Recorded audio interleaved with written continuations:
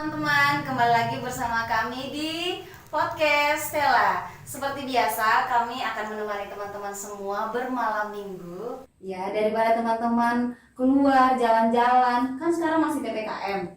Mendingan di rumah nontonin kami, stay tune di channel kami. Siapa tahu teman-teman bisa terberkati dari acara kita malam hari ini. Nah, teman-teman, malam hari ini kita kehadiran bintang tamu yang sangat spesial. Sangat spesial. Kenapa saya bilang spesial? Karena kita kehadiran Ibu Endang. Nah, beliau adalah salah satu dosen di STT Elohim Indonesia. Nah, Ibu boleh memperkenalkan nama? Ya, nama saya Endang, tapi nama artis saya Meling. Meling. Nama artis ya? Nama artis. Ya, Ya, nama artisnya juga. Ya, jadi saya sudah melayani di Stella hampir 28 tahun. 28 tahun. Ya, 28 tahun. Terima kasih untuk undangannya di podcast Stella ini. Iya. Luar biasa sekali. Terima kasih juga Ibu sudah meluangkan waktu boleh sharing bersama kami malam hari ini. Nah, teman-teman, saya dapat informasi nih Bu, kalau misalnya Ibu itu lagi menulis buku. Benarkah Bu, Ibu masih menulis buku? Betul. Nah, Ibu mau dong Bu, kiat-kiatnya Bu, untuk bagaimana sih Bu cara kita menulis buku. Siapa tahu teman-teman yang di rumah, juga teman-teman di Stella juga tergerak untuk menulis seperti itu Bu. Iya. Boleh kasih kiat-kiatnya ke kami? Kiat-kiatnya ya harus bisa menulis. Iya, benar. Pasti ya. Harus Harus bisa menulis, harus punya ide-ide yang kreatif, lalu harus punya komitmen kuat untuk terus melanjutkan menulis. Iya. Gitu. Kadang-kadang kan kalau menulis tiba-tiba di tengah-tengah itu nggak ada ide apa-apa atau udah stop gitu ya, mau nerusin kan susah gitu. Iya. Udahlah. Nah akhirnya udah nggak bisa dilanjutin kalau seperti itu. Iya. Jadi pertama harus menulis dulu ya Bu ya. Betul. Kalau nggak bisa menulis ya gimana? Semua orang bisa menulis, tapi Iya. untuk menjadikan satu buku kan perlu Iya. ya banyak belajar, banyak baca ya kan. Referensinya harus banyak. Ya betul. Teman-teman yang mau di rumah juga teman-teman di Stella kalau mau menulis harus juga banyak belajar ya Bu ya. Betul. Banyak belajar juga harus punya ide-ide yang kreatif. Nah, setelah Ibu menulis ini yang saya dengar sih ya Bu ya, katanya judul buku Ibu itu Aku Menggugat Tuhan. Iya betul. Kenapa, Betul Bu? sekali. Betul ya. Kenapa Bu Aku Menggugat Tuhan Ibu? Ya ceritanya panjang ya.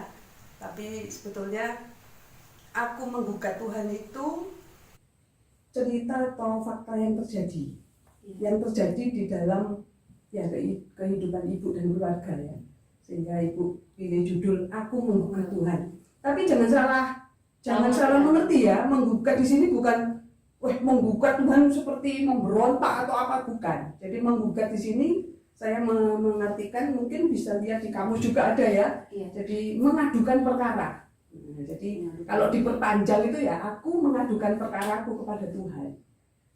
Tapi di singkat aku menggugat Tuhan. Orang pasti mikir menggugat Tuhan ya.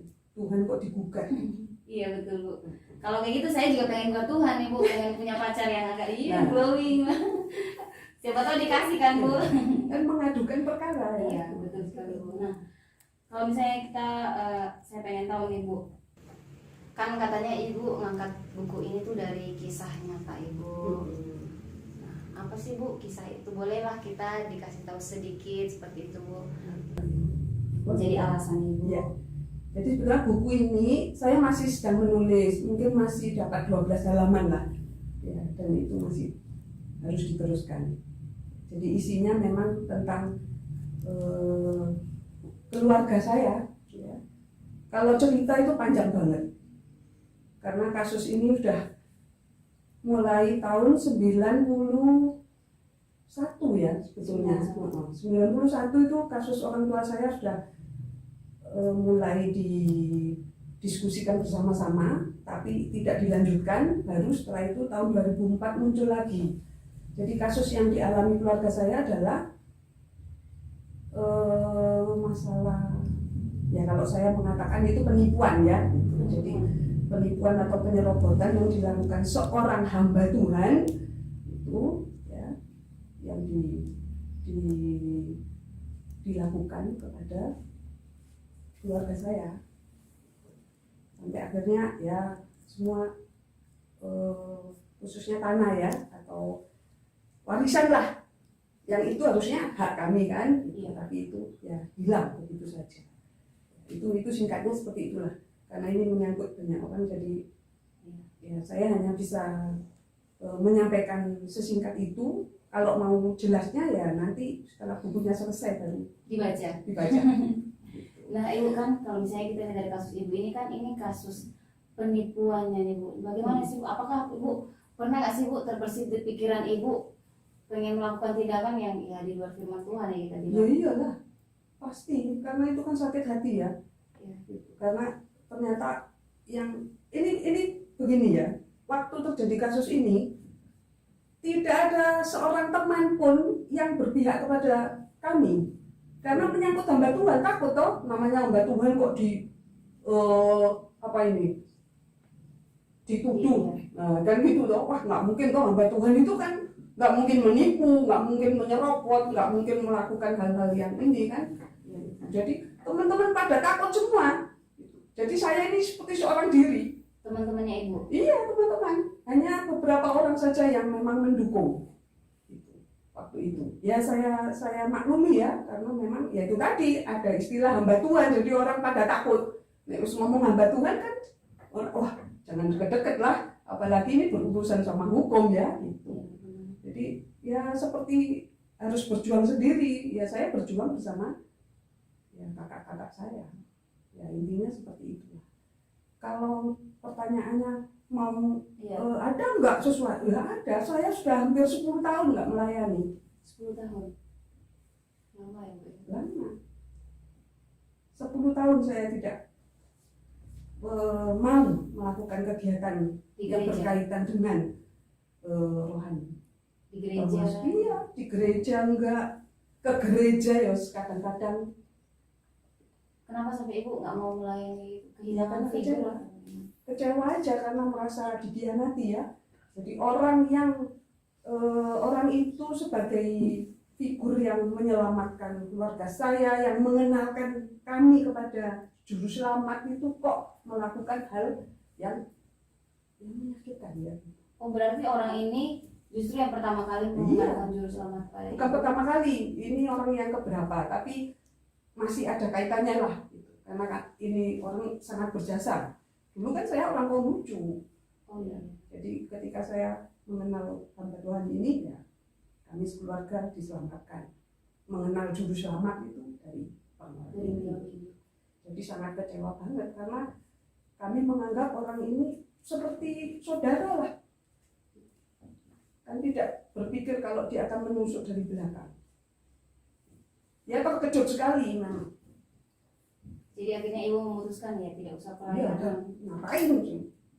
Saya begitu mikir, ngapain? Sering diundang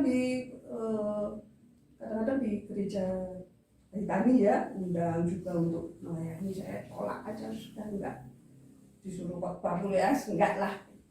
Karena saya punya pemikiran ngapain saya melakukan hal-hal itu. Selama saya masih ya ini ya ada rasa kecewa banget gitu. Bukan berarti saya tidak mau mengampuni ya, atau nggak mau melupakan. Ya faktanya kan kita tidak bisa melupakan. Iya. Iya kan. Kalau saya lewat di depan rumah saya pun saya masih ingat, itu sakit hati banget kan. Apalagi ketemu orangnya misalnya kan gitu. Ketangkap berarti Bang. Seperti itu ya. Mungkin dekat seperti itu jadi. Ya dekat lah. Dekat banget. Kecewa. Makanya saya membuka Tuhan. Saya mengadukan perkara saya kepada Tuhan. Tidak ada lagi sudah kepada siapa. Sampai akhirnya perkara itu kan sampai disidangkan kan. Jadi sidang pertama menang, sidang kedua menang, tapi sampai di Jakarta yang ketiga ya kita kalah. Masih sampai sekarang Bu? Ya sudah selesai. Nah Bu, apa sih Bu pegangan firman Tuhan yang menguatkan ibu sampai sekarang? Ya banyak ya, banyak. Banyak teman-teman yang memberi semangat, kayak menguatkan, ya banyak. Malah orang-orang yang di luar Kristen juga mengingatkan saya. Tetangga saya itu malah memberi kekuatan loh sama saya. Dia bilang, udah Bu, nggak usah dipikir itu, toh sekarang Ibu sudah diberkati luar biasa, anak-anaknya orang tua dari Ibu udah diberkati gitu. Itu kan juga menghibur kan gitu. Tapi saya selalu diingatkan, ada tuh firman Tuhan itu kalau nggak salah di Amsal ya, itu Tuhan mengajarkan kepadaku hikmat. Amsal 4 kalau nggak salah, Amsal 4 ayat 11 dan 12 kalau nggak salah itu ya. Kalau nggak salah pasti benar. Iya, kalau nggak salah pasti benar. Ya, jadi Tuhan mengajarkan kepadaku hikmat. Lalu kalau aku berjalan tidak akan menemui hambatan, gitulah intinya. Kalau aku lari aku tidak akan tersandung kayak gitu. Jadi Ibu percaya sih. Kuat sekali ya Ibu ya, kalau sampai sekarang Loh, bisa bertahan itu. Ya harus kuat, kalau enggak gimana? Karena yang kakak-kakak saya kan jauh, saudara saya semua di Jakarta, satu aja yang ada di Surabaya. Dan saya yang paling dekat dengan ya ini orang apa itu ya tanah yang dikasuskan itu kan deket sama saya, aslinya di Purwodadi kan, saya juga di situ tinggalnya. Jadi sedikit cerita seperti itulah.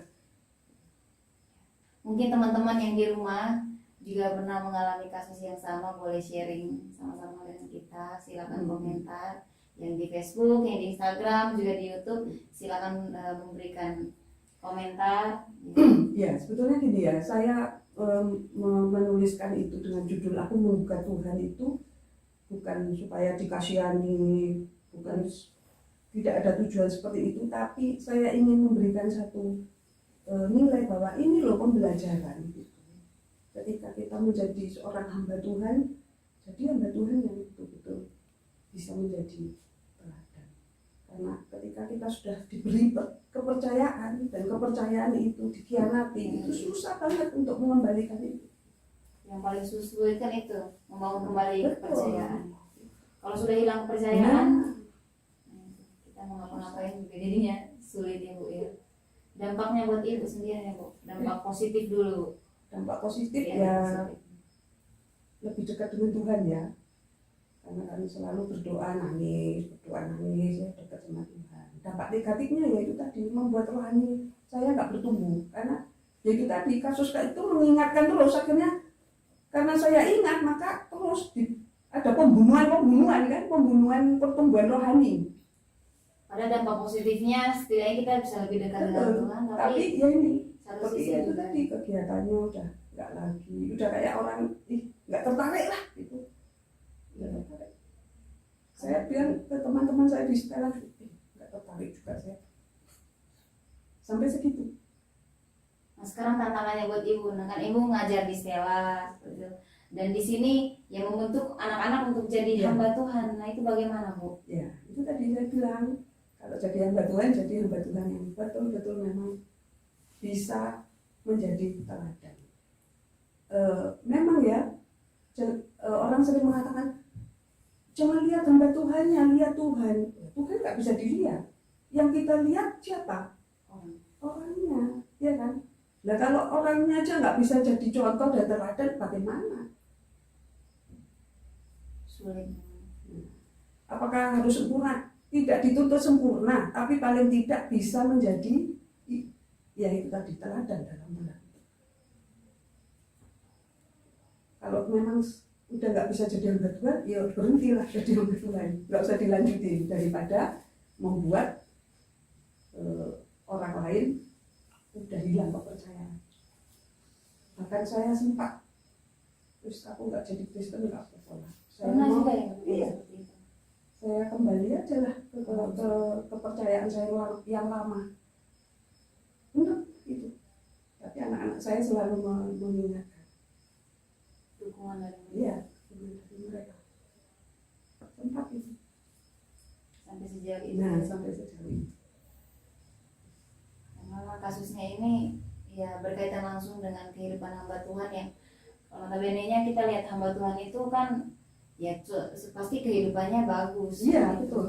Dan untuk tindakan-tindakan kayak gitu kayaknya sedikit tidak mungkin, tapi faktanya yang kita lihat di luar daripada itu. Pokoknya terkejut lah melihat keadaan seperti itu.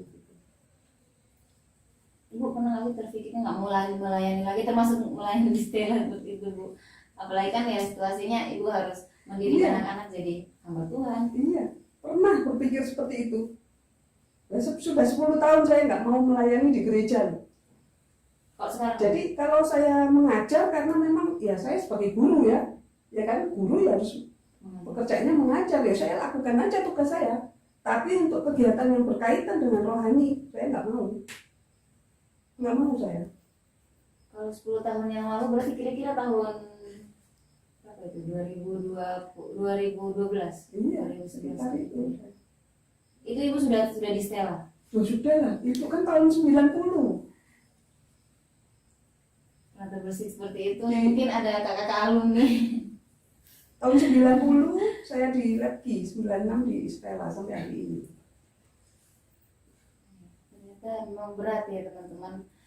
Kalau bapak ibu yang di rumah, mungkin kalau misalnya dengar cerita kayak begini, memang ya pasti kita nyesal melayani Tuhan, kok Tuhan malah seakan-akan tidak melihat kita ya Bu ya.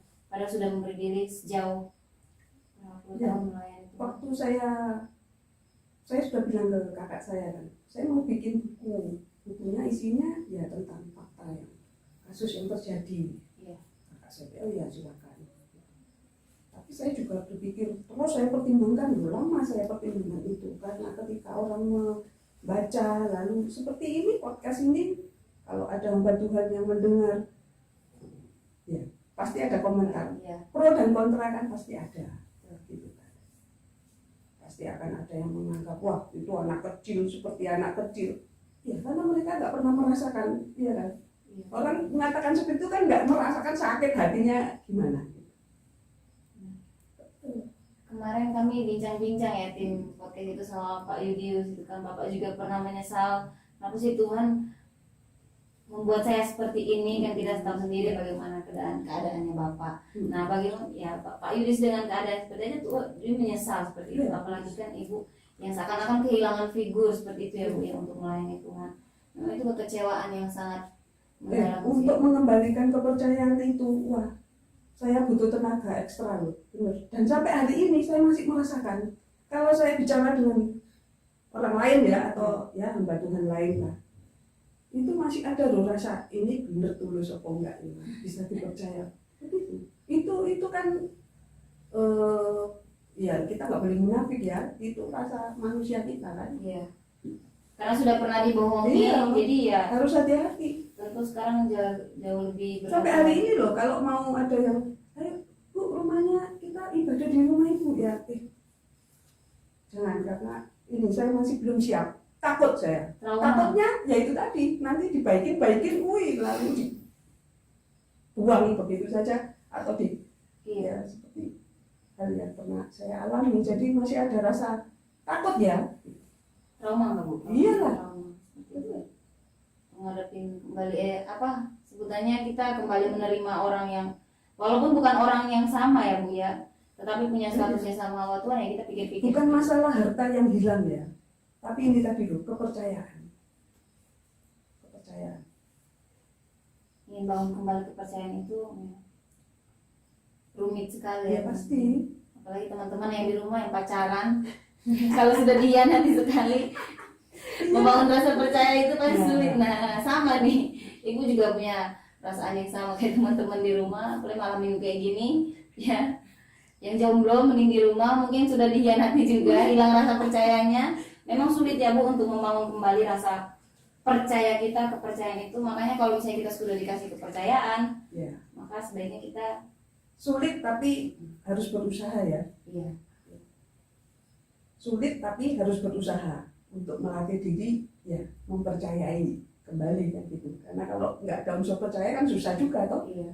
Jadi mau tidak mau ya harus belajar memang dan menerima fakta bahwa ya saya juga pernah disakiti, saya pernah dikhianati, orang tua saya pernah ditipu-tipu, ya kan, dan macam-macam. Nah Bu, apakah Ibu sudah mengampuni orang tersebut? Kalau mengampuni, ya saya sudah mengampuni. Tapi untuk melupakan belum bisa. Melupakan itu kan fakta ya. Iya. Kan sudah ada di sini. Saya mengampuni. Dan kami sudah, ya lah, sudah. Memang bukan milik kita, dia mau ambillah. Pasti Tuhan ganti. Iya, karena sampai hari ini ternyata Tuhan sudah ganti dengan luar biasa. Anak-anak diberkati, cucunya diberkati, juga berhasil, itu salah satu.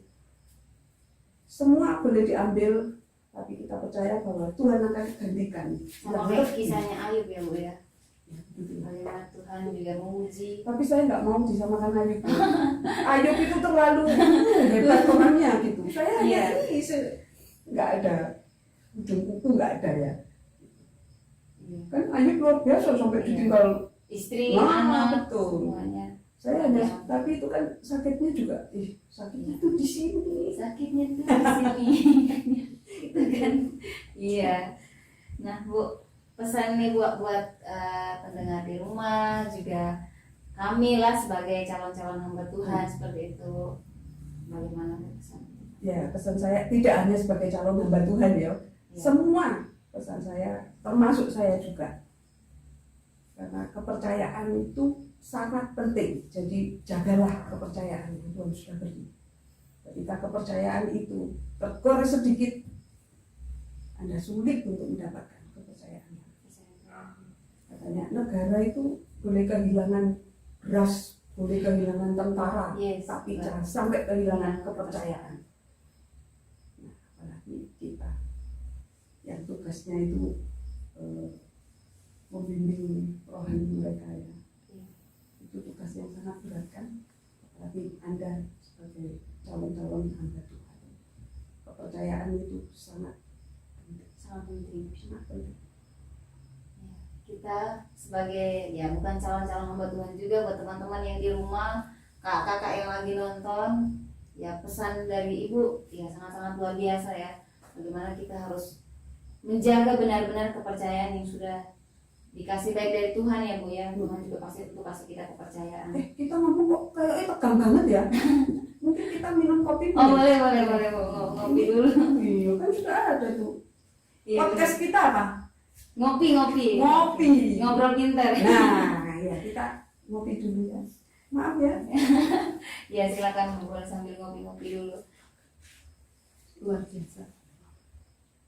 Nah kita mau lanjut lagi nih Bu. Tapi saya cuma mau tanya sedikit aja nih Bu. Kiat-kiat lah buat kami untuk bagaimana sih menjaga kepercayaan itu. Kiat untuk kami, bagaimana kami bisa menjaga rasa percaya ya, sudah termasuk ya dosen memberikan kepercayaan kepada kami ya seperti yang kami lakukan ini, bagaimana kami bisa menjalankannya dengan baik. Ya pasti harus ada komitmen dari diri ya, dari diri sendiri. Komitmen itu penting untuk menjaga apa? Menjaga kepercayaan yang sudah diberikan. Itu aja. Kalau Anda nggak punya komitmen ya sudah nggak bisa. Semua kan harus ada komitmen dari diri sendiri. Kemauan ya. Harapan saya sih bukunya biar cepat selesai. Amin. Biar cepat selesai. Kami juga sih Bu merindukan Ibu kasih kami satu Bu, biar kami bisa baca-baca. Siapa tahu kan Bu, kami juga terbeban untuk menulis ya Bu ya. Karena ya Pak Sugeng, Pak Didi, mereka adalah teman-teman yang mendukung ya. Waktu terjadi saya harus menghadapi kasus itu, lalu ya datang ke persidangan, harus izin di Stella, harus izin dan sebagainya ya. Lalu Pak Didi itu juga sering bikin buku ya. Berarti ada dukungan dari teman-teman Stella, luar biasa. Yang pentingnya Bu, kalau misalnya kita dalam masalah, dukungan dari teman-teman. Iya, orang-orang terdekat ya. Saya merasakan orang-orang terdekat hilang semua saat kasus itu dimunculkan. Ya itu tadi, karena hamba Tuhannya itu. Kalau orang biasa mungkin yang dukung saya banyak, tapi karena ada sosok ini hamba Tuhan, orang jadi kayak gimana ya, kayak takut kah? Iya, takut. Ya seperti itulah. Memang pembicaraan kita malam hari ini cukup panas, juga sedikit ya membuka pikiran kita sebagai anak-anak Tuhan, sebagai calon-calon hamba Tuhan juga, bagaimana kita menjaga integritas ya Bu, ya, menjadi hamba Tuhan yang berintegritas, jujur, mampu juga untuk dipercaya. Nah, terima kasih nih Bu untuk kehadiran Ibu sudah datang di podcast Stella yang sederhana ini ya. Nah, buat teman-teman yang di rumah, semoga teman-teman di rumah bisa terberkati dengan perbincangan yang singkat ini, tetapi saya yakin ini penuh makna ya. Jadi silakan bisa mengambil sisi positif dari kasusnya Ibu Endang. Aku menggugat Tuhan, aku juga menggugat Tuhan. Nah, semoga Tuhan kasih saya pasangan yang gitu kan, glowing. Kalau teman-teman Stella itu kalau ngomong soal pasangan, ya. Buat apalagi teman-teman yang muda yang di rumah kalau ngomong soal pasangan, ya gugat Tuhan aja nggak apa-apa ya. Tapi kita harus arah pemikiran, makanya kita mengadukan perkara kita kepada Tuhan seperti itu. Terima kasih untuk teman-teman semua yang sudah menonton ya, buat teman-teman di YouTube, Facebook, juga Instagram. Jangan jemu-jemu untuk nonton kami. Juga kami sangat-sangat membutuhkan saran ya, dukungan dan saran dari teman-teman semua untuk supaya kita bisa maju bersama. Nah, Ibu bisa menutup kita di dalam doa sebelum kita mengakhiri. Ya. Bapa di surga, terima kasih kalau malam hari ini kami boleh berbincang-bincang sedikit Tuhan tentang apa yang terjadi dalam kehidupan hamba-Mu, sehingga itu bisa di-sharekan dan itu menjadi pembelajaran dan berkat bagi banyak orang. Dan berkati podcast Stella ini untuk menjadi berkat bagi banyak orang juga. Terima kasih, dalam nama Yesus kami mengucap syukur. Amin. Terima kasih semua. Saya bersama dengan Ibu, sama-sama kita mau mengucapkan shalom dan selamat tinggal. Dadah teman-teman, shalom. Terima kasih, Tuhan Yesus memberkati.